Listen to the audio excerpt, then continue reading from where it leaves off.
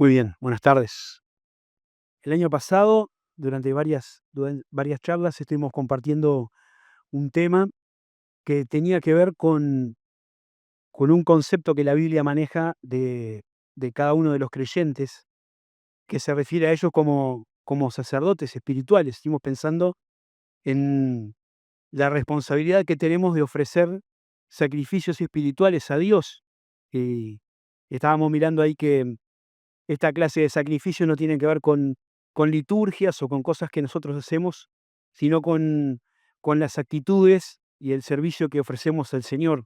Teníamos como base un versículo de la primera carta de Pedro, donde dice que nosotros, como piedras vivas, tenemos que ser edificados como casa espiritual y sacerdocio santo para ofrecer sacrificios espirituales a Dios. Y estuvimos pensando ya en algunos tipos de sacrificio que la Biblia específicamente define como un sacrificio espiritual, como el sacrificio de alabanza, el fruto de labios, que honran el nombre del Señor, el bien y la ayuda mutua, que son los sacrificios de caridad o de ayuda al prójimo, al necesitado, las ofrendas materiales, también el servicio, la aplicación de los dones espirituales, y nos quedaría ver el último hoy, que cierra un poco toda esta serie, que tiene que ver con el sacrificio de entrega total de cada uno de nosotros. Hay un versículo que quisiera leer con ustedes, que está en Romanos capítulo 12, versículo 1 y 2. Es un texto que muchos seguramente conocen de memoria, y si no, estaría bueno poder memorizarlo, porque es un texto clave, eh, entre otras cosas, para comprender la carta de los romanos. Pablo dice, Romanos 12, 1: Así que, hermanos, os ruego, por las misericordias de Dios, que presentéis vuestros cuerpos en sacrificio vivo, santo, agradable a Dios, que es vuestro culto racional. No os conforméis a este siglo, sino transformaos por medio de la renovación de vuestro entendimiento, para que comprobéis cuál sea la buena voluntad de Dios, agradable y perfecta. Este sacrificio tiene alguna diferencia con respecto a los anteriores. Los otros sacrificios que vimos, de alguna manera, describen distintas facetas de nuestra vida espiritual, ¿no? Como estuvimos pensando en la alabanza, en el servicio, en la ofrenda, eh, en la ayuda al prójimo, etcétera. Pero el sacrificio que Pablo describe acá en Romanos 12, este sacrificio de entrega total, habla más bien de lo que somos, de la esencia de nuestra vida cristiana, y tiene un componente clave, que es la razón por la cual nosotros tenemos que ofrecer esta clase de sacrificios. Y yo quería pensar en en tres en tres aspectos del sacrificio, y el primero tiene que ver con esto, ¿no? ¿Qué es lo que nos mueve a este sacrificio de entrega total? La motivación del sacrificio. En segundo lugar, vamos a pensar en la demanda del sacrificio. ¿Qué es lo que Dios pide que ofrendemos? Y después vamos a ver las características del sacrificio que Pablo menciona acá. Entonces, arrancamos por el principio, que es la motivación del sacrificio. Y Pablo empieza este pasaje diciendo, así que, ¿no? Capítulo 12 de Romanos 1, así que. Otras versiones dicen, por eso o por lo tanto. Es como un conector entre todo lo que se había hablado hasta ese momento en Romanos y lo que va a venir después. Algunos dicen, bueno, la carta a los romanos se podría dividir como un bosquejo a lo muy básico para el estudio, en 11 capítulos que tienen que ver con la explicación de la justificación por fe, y los capítulos del 12 al 16 al final, de lo que implica eso en nuestra vida o para nosotros. O sea, Pablo primero explica cómo nos llegamos a salvar, cómo funciona la justificación por fe, y después explica cómo tenemos que hacer o cómo tenemos que vivir como salvos, como hijos de Dios. Así que todo lo que Pablo dice acá en el capítulo 12, al principio, está vinculado con lo que ha desarrollado desde el principio. Y miren lo que dice, por ejemplo, el final del capítulo 11. Vamos a ir una página para atrás. En Romanos, capítulo 11, ahí es un desarrollo largo de todo el capítulo, le podemos repasar un poquito todo, pero Pablo dice en el versículo 32, llegando a la conclusión del argumento, dice, porque Dios sujetó a todos en desobediencia para tener misericordia de todos. Y exclama, oh profundidad de las riquezas, de la sabiduría y de la ciencia de Dios, cuán insondables son sus juicios e inescrutables sus caminos. Porque ¿quién entendió la mente del Señor? ¿O quién fue su consejero? ¿O quién le dio a él primero para que le fuese recompensado? Porque de él, por él y para él son todas las cosas. A él sea la gloria por los siglos de los siglos. Amén. Y ahí está, al principio de este cierre, esta palabra, la misericordia de Dios. Dios tuvo misericordia de todos, ¿no? Y aun cuando todos llegamos a ser pecadores, ¿no? Los judíos, como viene hablando, los gentiles, de los que había hablado antes, los que no pertenecían al pueblo de Israel, todos desobedecieron, pero Dios tuvo misericordia de Dios. Una misericordia que alcanzó a todo ser humano con independencia de su procedencia, de su raza, de su lengua, de su nación, de su sexo, no importa nada. Dios amó a cada uno de nosotros. Y acá nos dicen que la misericordia es la base de nuestra acción. La misericordia puede definirse como esa faceta del amor de Dios que retiene el castigo, ¿no? Si gracia es darnos lo que no merecemos, la misericordia es no darnos lo que sí merecemos. El Salmo 103, versículo 8 dice, misericordioso y clemente es Jehová, lento para la ira y grande en misericordia. No contenderá para siempre, ni para siempre guardará el enojo. Y la misericordia es esto, no ha hecho con nosotros conforme a nuestras iniquidades, ni nos ha pagado conforme a nuestros pecados. Porque como la altura de los cielos sobre la tierra, engrandeció su misericordia sobre los que le temen.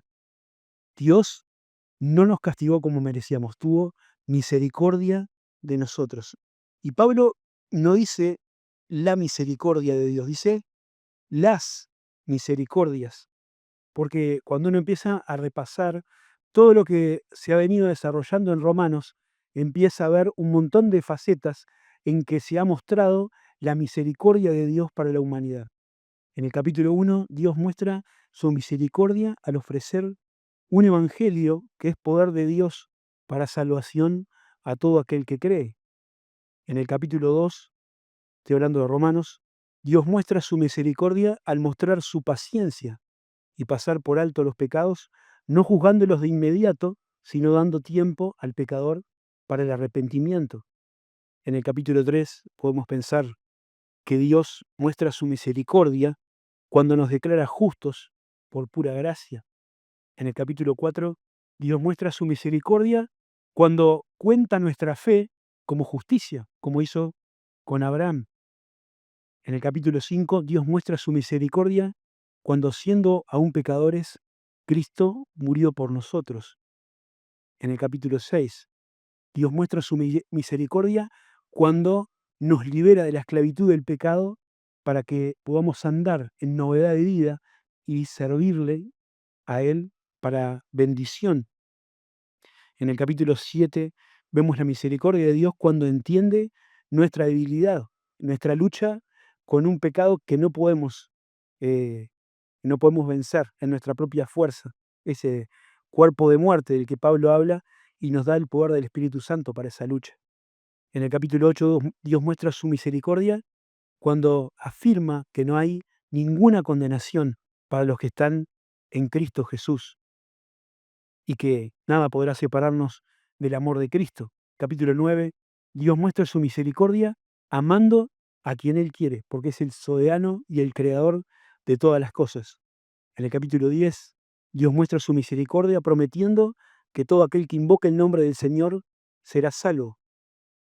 Y en el capítulo 11, ya final, Dios habla de su misericordia cuando permite que todos reconozcan su necesidad de Dios para que Él tenga misericordia de todos. Es alguna cosa que podemos decir de cómo Dios ha mostrado su misericordia y Pablo lo desarrolla ahí en los capítulos de Romanos.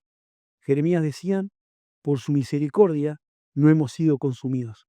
Por su misericordia tenemos salvación, tenemos esperanza, tenemos vida eterna. Por su misericordia estamos acá. Y esa misericordia, dice Pablo, es la que tiene que movilizarnos a esta acción de sacrificio, de entrega total de nuestra vida al Señor. La vida cristiana tiene que ver con entender que todo lo que podamos hacer para Dios es una respuesta a lo que Él hizo por nosotros. No tratamos de agradar a Dios para ganarnos su favor. A ver si al final, cuando haga la cuenta el Señor ahí en el cielo, como a veces ponen las caricaturas, San Pedro con la llave nos deja entrar porque fuimos buenos. Nosotros nos conducimos agradando a Dios porque Él nos amó primero. Dice Pablo en Gálatas 2:20, con Cristo estoy juntamente crucificado, y ya no vivo yo, mas vive Cristo en mí. Y lo que ahora vivo en la carne, lo vivo en la fe del Hijo de Dios, el cual me amó y se entregó a sí mismo por mí. Y Pablo tenía claro eso, que la experiencia en este mundo, en el cuerpo de su vida cristiana, era una respuesta al amor que el Señor había tenido de cada uno de ellos. Sino que hacemos nosotros para agradar a Dios. El resto de los sacrificios espirituales no se basa en esta realidad, en responder a que Cristo murió por mí, no tienen demasiado valor para el Señor. Si nuestro andar cristiano está basado en el cumplimiento de algunos ritos religiosos, en exhibiciones de bondad espiritual, en satisfacer nuestro orgullo de tener alguna posición, en sentirnos bien por ayudar a alguna persona, en seguir a líderes humanos, entonces no vamos a avanzar demasiado. Algunas de estas cosas tienen cierta reputación de piedad y son efectivamente cosas buenas, pero en realidad lo que tiene que movilizarnos, lo que siempre va a estar presente, lo que nunca va a fallar, es la misericordia de Dios que se renueva cada mañana. Dice Pablo en 2 Corintios capítulo 4, versículo 15, el amor de Cristo nos constriñe, nos obliga o nos empuja, quiere decir. El amor de Cristo nos impulsa, pensando esto, que si uno murió por todos, luego todos murieron, y por todos murió, para que los que viven ya no vivan para sí, sino para aquel que murió y resucitó por ellos. Y aunque parezca un poco trabalenguas este texto, es sencillo de comprender si uno lo lee despacio.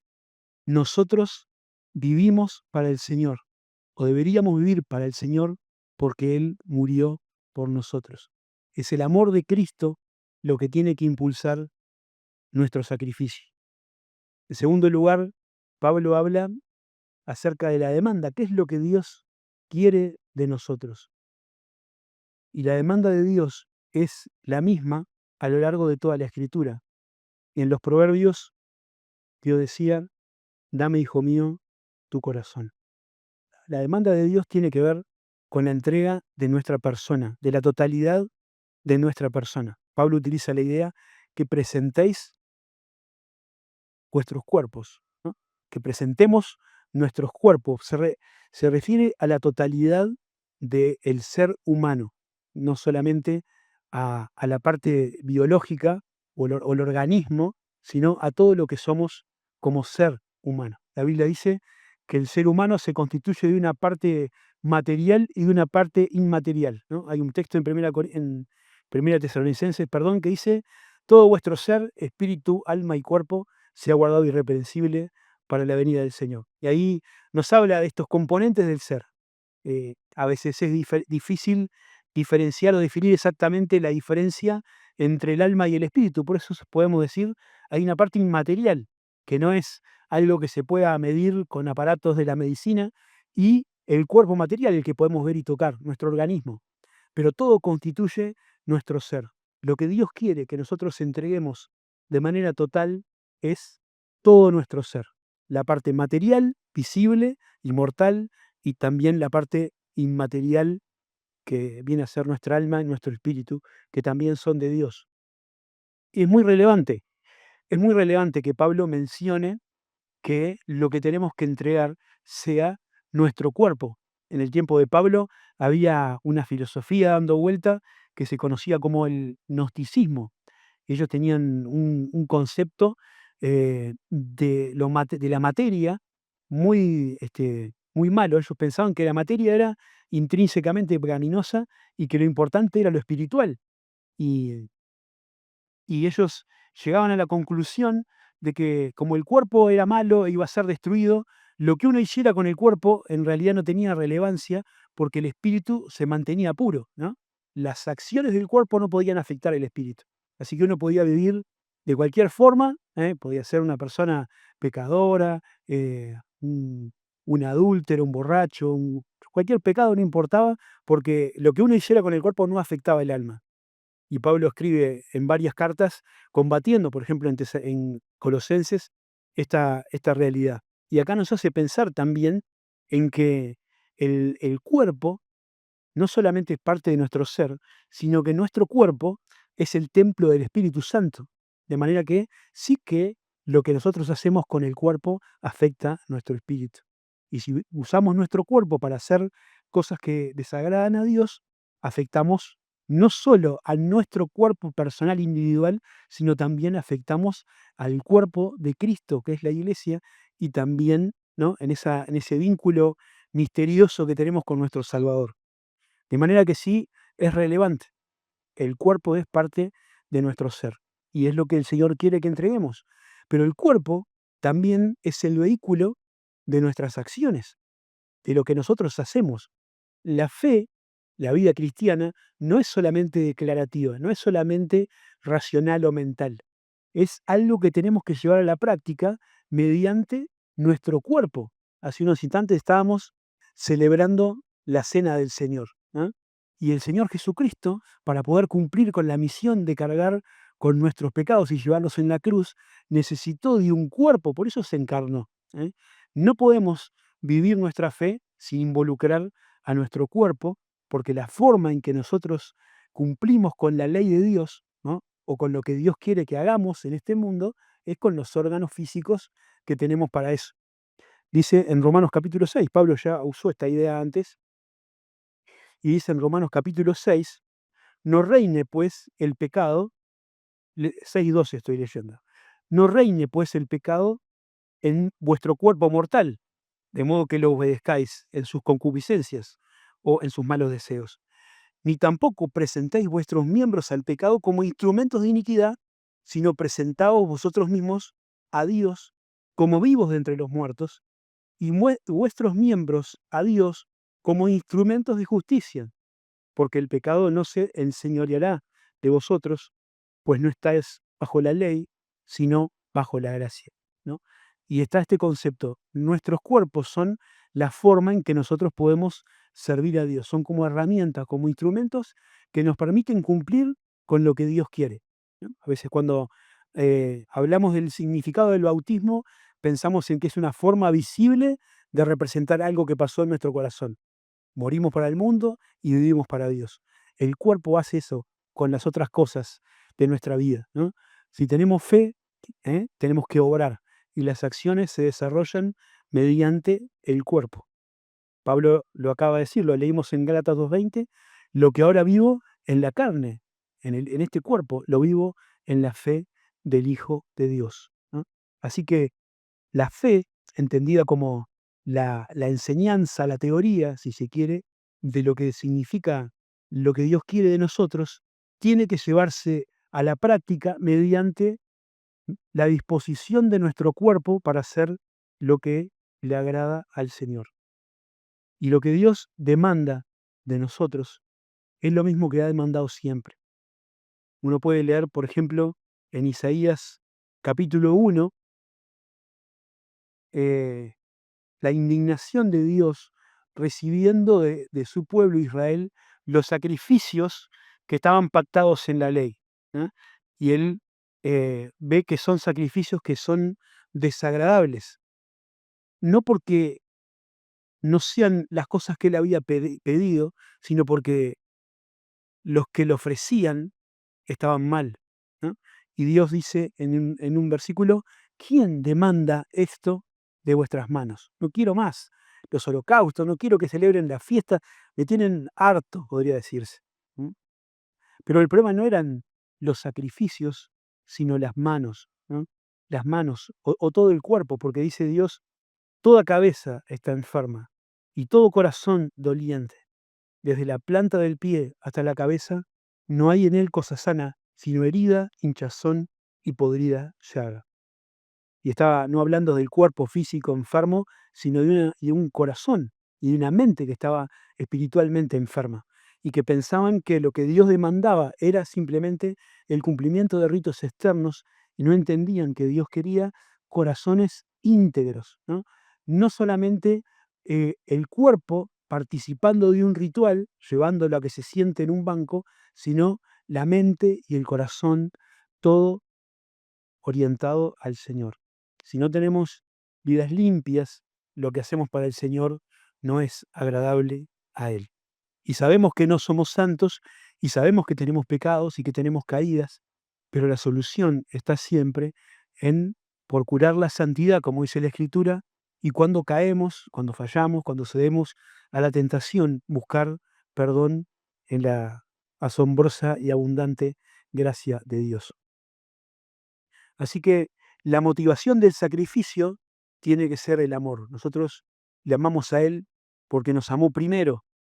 La, la demanda de Dios, la demanda del sacrificio es nuestro ser completo. Todo nuestro ser, espíritu, alma y cuerpo, tiene que ser puesto, como escuchábamos un rato, decía Mauricio, en el altar para dejarlo en su presencia, para que lo usemos para agradar a Dios. Y Pablo después dice que este sacrificio tiene que tener algunas características. Tiene que ser un sacrificio vivo, un sacrificio santo y un sacrificio agradable, agradable y racional. Así que son 4 cosas. La primera es un poco rara o contradictoria porque siempre que pensamos en un sacrificio, en este contexto de los sacrificios del Antiguo Testamento, estamos pensando en general en un animal que se le quitaba la vida, ¿no? Para sacrificar un animalito en altar en cualquiera de los diferentes sacrificios, en particular en el sacrificio del holocausto, donde la víctima se quemaba por completo, primero tenía que morir, primero tenía que ser degollado y seguir una serie de protocolos.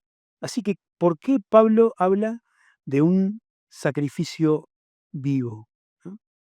Eh, Pablo está pensando en que el sacrificio de nuestra vida no es un acto puntual, no es algo que uno hace en determinado momento de la vida como una acción que queda ahí y después se termina, sino que el sacrificio vivo implica un proceso. El sacrificio de la entrega total tiene que ver con un camino que nosotros emprendemos cuando recibimos a Jesús como nuestro Salvador personal, cuando nos convertimos y que continúa o debería continuar hasta el final de nuestros días o hasta que el Señor venga a buscarnos a cada uno de nosotros. Tiene que ser un sacrificio continuo, ¿eh? Que nos lleve por un camino de crecimiento espiritual y de también una fortaleza en la fe, que nos ayude a enfrentar las diferentes pruebas y dificultades que a veces surgen en el camino y mantenernos siempre avanzando firmes hacia adelante, como dice una canción.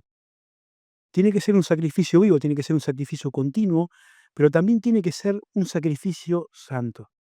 Esta palabra tan común en la Escritura y en el Antiguo Testamento y en el Nuevo, tiene que ver con con un sentido de exclusividad, ¿no?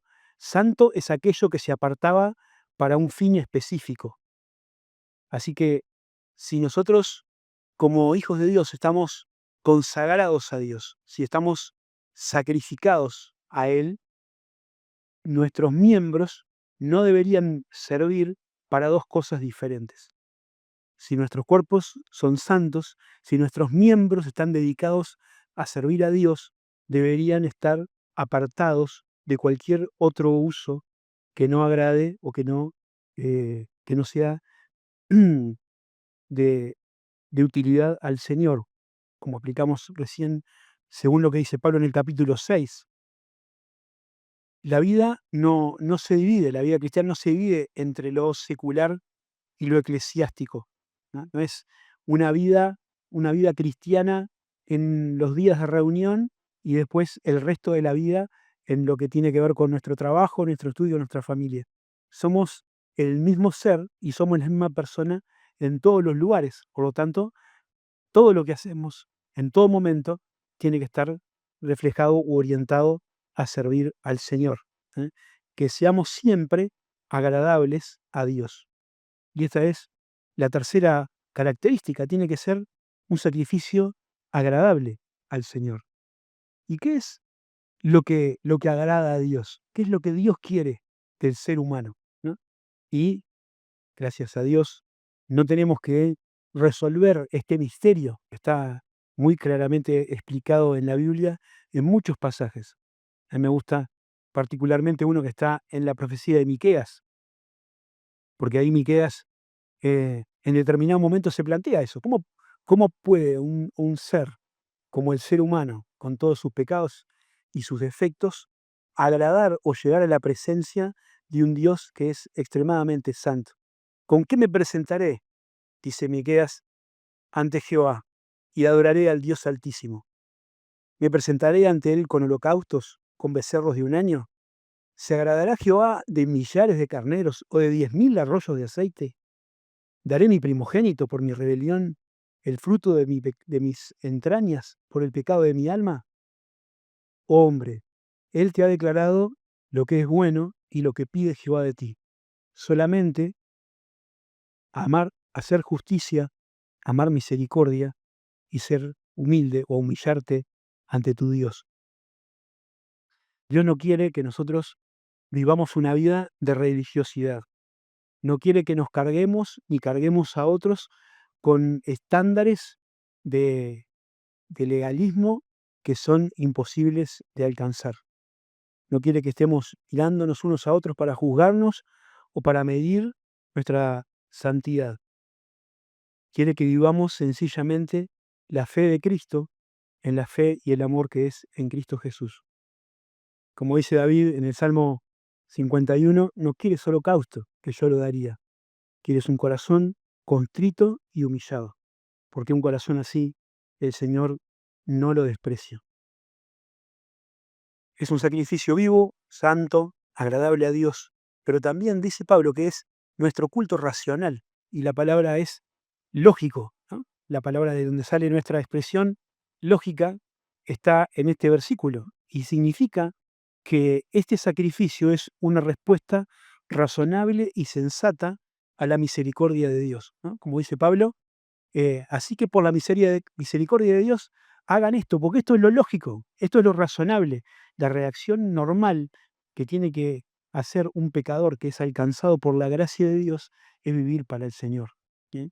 Y hay muchos pasajes que nos hablan de esto. La vida de Cristo no puede ser el resultado del entusiasmo del momento o de una emoción pasajera de las condiciones climáticas o de la voluntad de un líder que nos aliente o nos amenace, tiene que depender exclusivamente de una respuesta razonable y sensata del amor de Dios hacia nosotros. Como dice Juan, nosotros le amamos a Él, porque Él nos amó primero. Si entendimos el amor de Dios derramado en nuestros corazones, entonces deberíamos orientar nuestra vida y dedicarla a vivir para Él. Todos los sacrificios espirituales que vimos implican alguna faceta de nuestra vida cristiana, de lo que podemos hacer en la iglesia y fuera de la iglesia para el Señor. Pero este sacrificio habla de lo que nosotros somos en la intimidad de nuestro ser, de nuestro vínculo real con Dios. Si estamos dispuestos a entregar todas las cosas delante de Él, toda nuestra vida, para que Él nos use. En el versículo 2 empiezan las consecuencias o las el resultado de poner nuestra vida en las manos del Señor. Decíamos al principio, los primeros capítulos hablan de cómo nos salvamos, ahora Pablo empieza a hablar de cómo deberíamos vivir como salvos. Y lo primero que dice, solo leo el versículo, es, bueno, leo de nuevo todo. Así que hermanos, os ruego por las misericordias de Dios, que presentéis vuestros cuerpos en sacrificio vivo, santo, agradable a Dios, que es vuestro culto racional. Y dice después, no os conforméis a este siglo, sino transformaos por medio de la renovación de vuestro entendimiento, para que comprobéis cuál sea la buena voluntad de Dios, agradable y perfecta. Hay una versión de la Biblia Dios habla hoy que dice, no vivan, de este versículo 2 de Romanos 12, no vivan ya según los criterios del tiempo presente. Al contrario, cambien su manera de pensar para que así cambie su manera de vivir y lleguen a conocer la voluntad de Dios, es decir, lo que es bueno, lo que es agradable y lo que es perfecto. Y si bien es un versículo del que se podrían decir un montón de cosas, también es un versículo que no necesita demasiada aclaración. Si hemos sido objetos del amor de Dios, si un día creímos en Jesús como nuestro Salvador personal, si hemos confesado su nombre, si hemos disfrutado de su misericordia, nuestra vida ahora tiene que dedicarse a vivir para el Señor. ¿Mm? Y eso empieza con una transformación de nuestra manera de pensar, con dejar de pensar según los criterios del tiempo presente, del mundo que nos rodea, y empezar a vivir según lo que la palabra de Dios nos enseña. Meter en nuestra mente la palabra de Cristo, como dice en Colosenses. La palabra de Cristo mora en abundancia en vosotros, para que sea Dios, por medio de su palabra, por medio de la iluminación del Espíritu, lo que vaya haciéndonos cambiar la manera de pensar, y eso impacte directamente en la forma en que usamos nuestros cuerpos para seguir al Señor. En definitiva, es lo que Jesús decía. Cuando había personas que querían ser sus discípulos, y Jesús le dijo, si alguno quiere ser mi discípulo, si alguno quiere venir en pos de mí, niéguese a sí mismo, tome su cruz y sígame. Que el Señor nos permita vivir de esta manera para su gloria. Amén.